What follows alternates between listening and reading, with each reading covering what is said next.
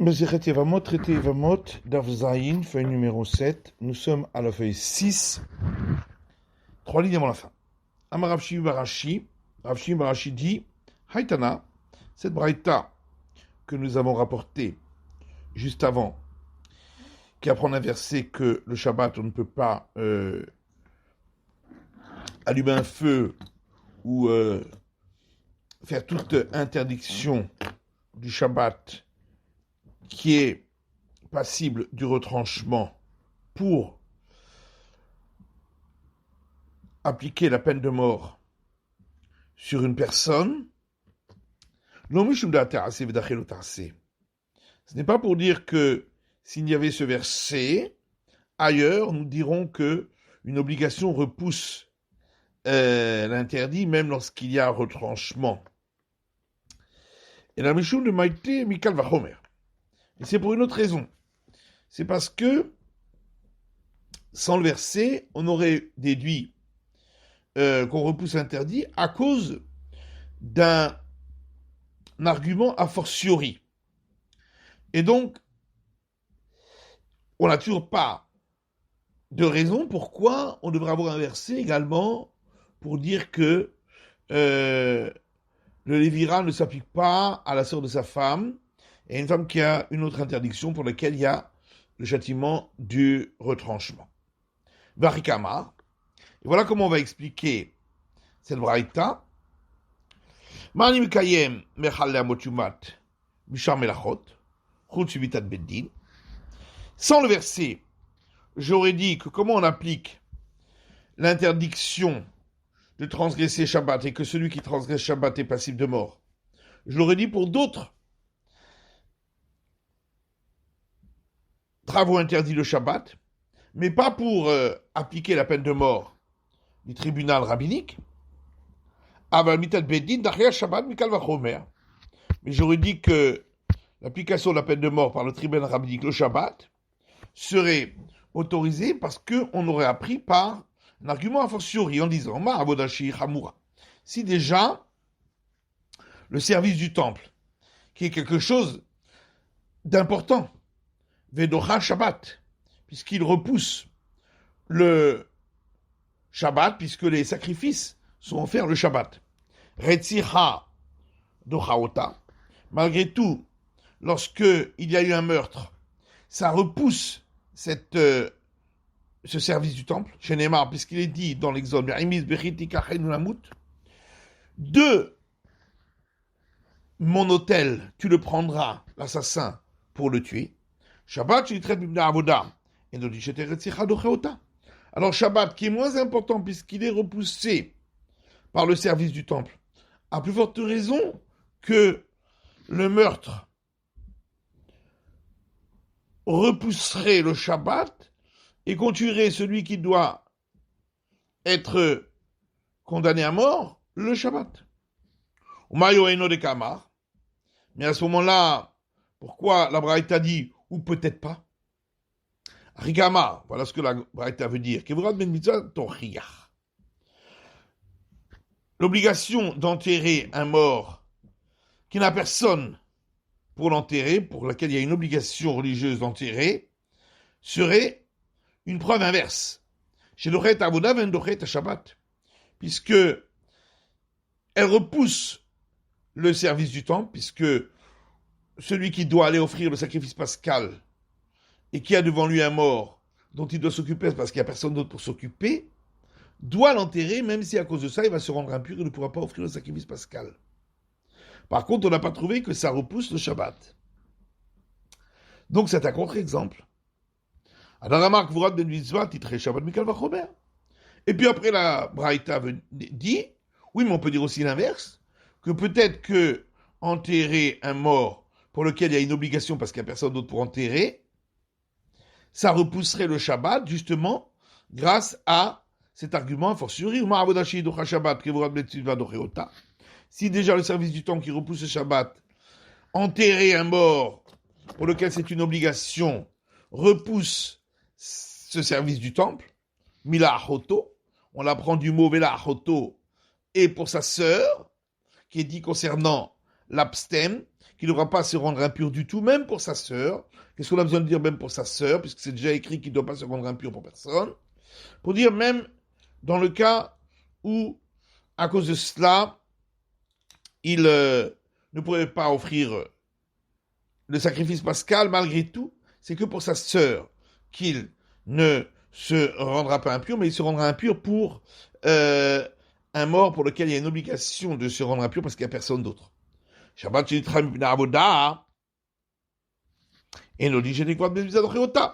donc, à plus forte raison, le Shabbat qui est repoussé par le service du temple, qu'il sera repoussé pour accomplir l'obligation d'enterrer un mort pour lequel il n'y a personne pour l'enterrer. Tabounoma, et c'est pourquoi on a besoin du verset qui dit Loteva Haru, n'allumez pas un feu dans toutes vos demeures, pour dire même lorsque il y a application de la sanction de peine de mort par le tribunal rabbinique. Maintenant, d'après ce qu'on avait pensé au départ, que la Braïta voulait dire que sans le verset, on aurait repoussé le Shabbat pour appliquer la sanction du tribunal rabbinique parce que l'obligation positive repousse même un interdit pour lequel il y a sanction du retranchement. Maï Oeno de Kamar, comment vous voulez comprendre la suite de la Braïta qui dit peut-être pas? Rikama, voilà ce que la Braïta veut dire. Mani mekayem mechale amot Shabbat, misham menachot su mitat bedin, aval mitat bedin dachet Shabbat. Donc, comment vais-je appliquer le verset qui dit celui qui profane le Shabbat est passible de mort? C'est pour les autres travaux, mais à l'exclusion de lorsqu'on veut appliquer la peine de mort du tribunal rabbinique, mais la peine de mort du tribunal rabbinique repousse le Shabbat. Parce que l'obligation positive repousse l'interdit du Shabbat. Adarama, et puis ensuite il dit que lorsqu'on a dit que l'obligation positive repousse l'interdit, le tassé greda, c'est que pour un interdit simple. Le tassé chez le karet, mais lorsque c'est un interdit pour lequel il y a la sanction de retranchement, mishamat, les dachés. Est-ce que vraiment tu as entendu que c'est repoussé? Hadarama, puis on est revenu encore en arrière et on dit à toi assez dochet lotassé lav lotassé hamomine. N'est-ce pas que quand on dit que une obligation positive repousse un interdit, n'est-ce pas qu'on parle même d'un interdit qui est plus grave, puisque l'interdit de la Torah est toujours plus grave que l'obligation positive, puisqu'il y a la sanction de la flagellation, et malgré tout, l'obligation positive le repousse. Alors, pourquoi ferait-on une différence entre lorsque c'est un peu plus grave, parce qu'il y a la sanction de flagellation, ou si c'est beaucoup plus grave, parce qu'il y a la sanction de retranchement. Dans tous les cas, c'est de toute façon plus grave et c'est repoussé. C'est pourquoi on a besoin du verset pour dire, qui dit « N'allumez pas un feu le Shabbat », pour dire, même dans le cadre de l'application de la peine de mort. Et là, en fin de compte, on a donc besoin d'expliquer pourquoi avait-on besoin d'un verset pour dire que le lévira ne peut être fait dans le cas où la femme est aussi la sœur de sa femme, puisque de toute façon on n'a pas encore trouvé de raison pour l'autoriser. Alors pourquoi avait-on besoin d'un verset pour l'interdire? On a quand même besoin du verset. Parce qu'on aurait pu croire que cette femme-là, qui était donc la femme de son frère, destinée au lévira, mais qui est aussi la sœur de sa femme, puisque, en tant que femme de son frère, c'était inclus dans l'interdit de retranchement. Et là, on a autorisé, on a fait sortir de l'interdit, les lamed. Et donc, c'est pas seulement venu pour elle-même, le lamed à la ça, c'est pas seulement venu pour autoriser son cas, le lamed à laquelle lui a ça. Mais peut-être c'est venu pour autoriser toutes les autres femmes interdites dans le cadre du lévira, de Tania, puisqu'il y a une braïta qui dit quelque chose qui faisait partie de l'ensemble et qui est sorti de l'ensemble, veut rouler, etc. Ketzad, et on nous donne un exemple. Dans Lévitique, c'est écrit Bassar, et une personne qui mangerait de la chair de sacrifice pacificatoire, Vetumato alav, alors qu'il a une impureté sur lui, il recevra la punition du retranchement. Or, le sacrifice pacificatoire fait partie de tous les sacrifices. Pourquoi tu as eu besoin de le préciser pour lui, alors qu'on l'a déjà dit pour tous les autres sacrifices? La kisha, les haines, c'est pour juxtaposer les autres sacrifices au sacrifice pacificatoire. Et pour te dire, de la même manière que le sacrifice pacificatoire, il a ceci de particulier, que c'est quelque chose de sanctifié pour l'autel. Avkol Kodesh Mizbeach. Également tous les sacrifices pour lesquels, toutes les choses sanctifiées, pour lesquelles il est dit que si on les consomme lorsqu'on est impur, on est passible du retranchement, c'est uniquement quand c'est sanctifié pour l'autel, uniquement dans le cas de sacrifice. Il y a tout Kodesh Benekabait, à l'exclusion d'aliments qui sont sanctifiés que pour l'intendance du temple et que le temple va les vendre et avec cet argent on va utiliser pour son intendance, là il n'y a pas cette sanction de retranchement. Ici aussi, la femme du frère faisait partie de l'ensemble de toutes les femmes interdites, avec sanction de retranchement. Pourquoi on a donc ici autorisé, dans le cadre de Lévira, la Kishéléa? Peut-être c'est pour apprendre pour les autres aussi, et te dire de la même manière que la femme du frère est permise dans le cadre du Lévira, de même pour tous les interdits de relations avec des femmes pour lesquelles il y a la sanction de retranchement, on les permettrait dans le cadre du Lévira. Est-ce que on peut comparer Atam klal be'issour ou prat be'issour? Là-bas, concernant l'interdiction de manger les sacrifices quand on est impur, le cas général, c'était pour interdire et donner cette sanction, ou prat, et le cas particulier, pour le sacrifice pacificatoire, c'est aussi be'issour dans l'interdit. Achak klal be'issour ou prat be'eter. Alors qu'ici, le cas général, on interdisait, et il y a un cas particulier, on autorise. Donc c'est pas du tout le même registre. Notre cas ressemble plutôt à quelque chose qui était dans un ensemble, et on l'a fait sortir de l'ensemble pour lui donner une règle nouvelle. Que tu ne peux pas en déduire pour le reste si le verset ne te le dit pas explicitement. De Tania, comme c'est marqué dans une braïta, d'abord chez quelque chose qui faisait partie d'un ensemble. Et ensuite, on lui a donné une règle particulière. Tu ne peux pas le remettre dans l'ensemble tant que le verset ne te l'a pas précisé qu'il fait partie de l'ensemble. Keitzad, comment cela? Un verset dans le Lévitique qui dit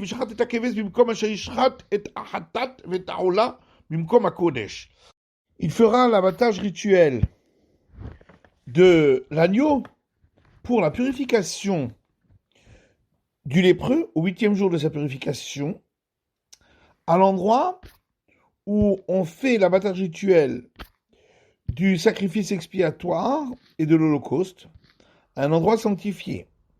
Car, comme le sacrifice expiatoire est le sacrifice apporté pour une faute, pour le prêtre.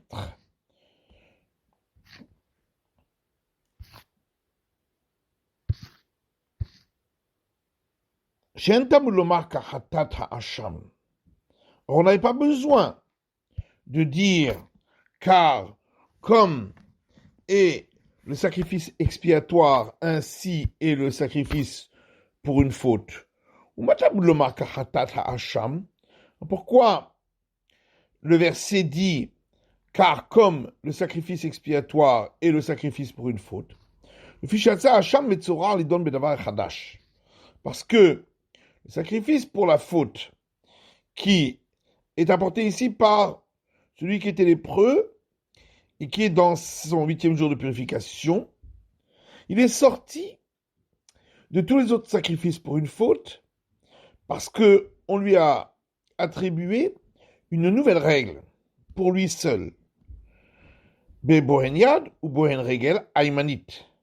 Puisque on doit poser le sang de ce sacrifice sur le pouce droit et le gros orteil droit de celui qui se purifie. Alors j'aurais pu croire que on n'a pas besoin, pour ce sacrifice, d'asperger le sang et de faire monter les parties à brûler sur l'autel. C'est pourquoi le verset a besoin de nous dire car comme le sacrifice expiatoire est le sacrifice pour une faute. De la même manière que le sacrifice expiatoire, on a besoin d'asperger son sang et également de faire monter les parties à brûler sur l'autel. De même, le sacrifice pour une faute ici apporté par le lépreux, on a besoin d'asperger son sang et de faire monter les parties à brûler sur l'autel. Vila aderekra, avait amina le maï de nafak nafak, ou le maï de nafak lo nafak. Et si le verset n'avait pas fait en sorte de ramener ce sacrifice dans l'ensemble de la règle des autres sacrifices, on aurait dit, là où on a donné une nouvelle règle, on l'a donnée, et là où on n'a pas donné, eh bien, on ne pourra plus lui donner les règles des autres sacrifices. Hanami, et donc ici aussi, dans notre cas à nous de Lévira, Avermina Ishetar Ishtara Ishtarai, j'aurais dit, même s'il n'y avait pas un verset spécifique pour nous l'apprendre, que c'est seulement la femme du frère qui a été autorisée dans le cadre du Lévira, Shararayotlo, mais les autres femmes qui sont interdites aussi parce que elles ont un autre lien de parenté encore, elles ne pourront pas observer le Lévira. Et là, seulement, pourquoi on a besoin d'un verset alors pour dire que ces femmes-là, qui ont un autre interdit, n'observeront pas le Lévira? C'est parce qu'on aurait pu croire qu'on pourrait faire un rapprochement avec la femme du frère. De la même manière que la femme du frère, on observe le Lévira avec elle. Peut-être que également, lorsqu'elle est la sœur de sa femme, on observerait le Lévira. Bidami, mais est-ce que ça ressemble? Dans le cas du Lévira, il n'y a qu'un interdit, la femme du frère, qui a été autorisée par la Torah. Alors qu'ici, il y en a deux. Elle est la femme du frère, mais aussi la sœur de sa femme. Oui, mais on aurait pu croire qu'à partir du moment où la Torah a autorisé un interdit, dans le cas du Lévira, ben elle autorise aussi un autre. Et d'où est-ce que tu vois qu'on dit une chose pareille, que puisqu'on a autorisé, on a autorisé? Parce qu'il y a une braïta qui dit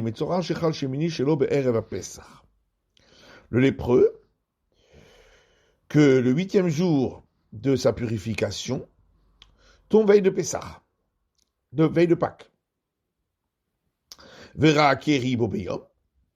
Et ce jour-là, il a eu un écoulement de sperme. Vetaval, et il s'est trempé dans le bassin rituel. Amrou Chachamim, nos sages ont dit, Afal Pishen Tevulium Acher Nichnas. Nos sages disent que bien que une autre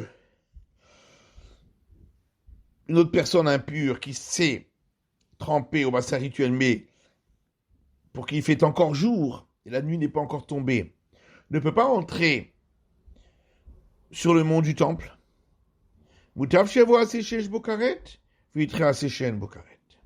Malgré tout, il vaut mieux, dans notre cas, que vienne l'obligation positive d'offrir le sacrifice pascal. Or, pour le faire et de manger le sacrifice pascal, surtout, et qu'on l'offre pour lui, pour qu'il puisse le manger. Parce que sinon, on enfreint une obligation positive pour laquelle il y a la sanction de retranchement.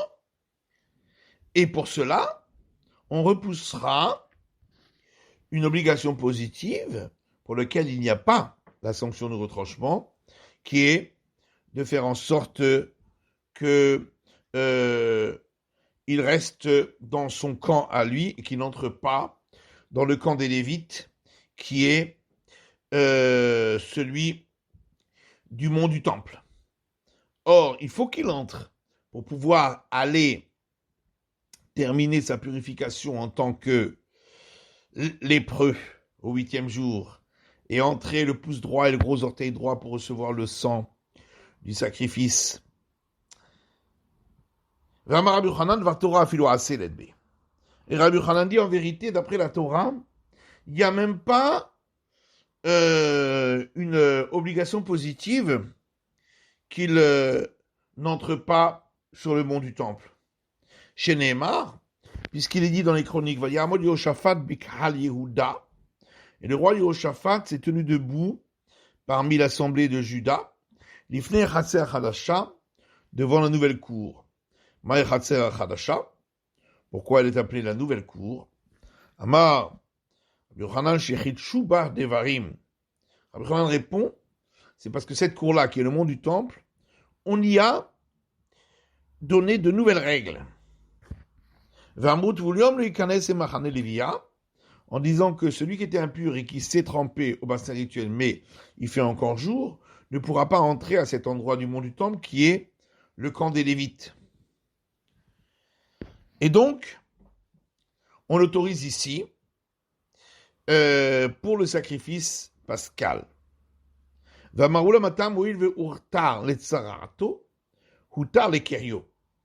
Roula va plus loin et dit, pourquoi on permet également d'entrer le pouce droit et le gros orteil droit dans le parvis du temple, où là c'est carrément le camp des prêtres, où d'après tout le monde il n'a pas le droit. Celui qui a eu un écoulement et la nuit n'est pas encore tombée après qu'il s'est trempé dans le bassin rituel. Seulement étant donné qu'on l'a autorisé pour la purification de sa lèpre, on le permettra aussi, même s'il a un autre interdit qui est le fait qu'il a eu un écoulement de sperme. Et donc on voit bien ici cet argument qu'à partir du moment où on permet même un autre interdit dans ce cas-là. C'est la fin de l'étude du Daf Zayin de la feuille numéro 7.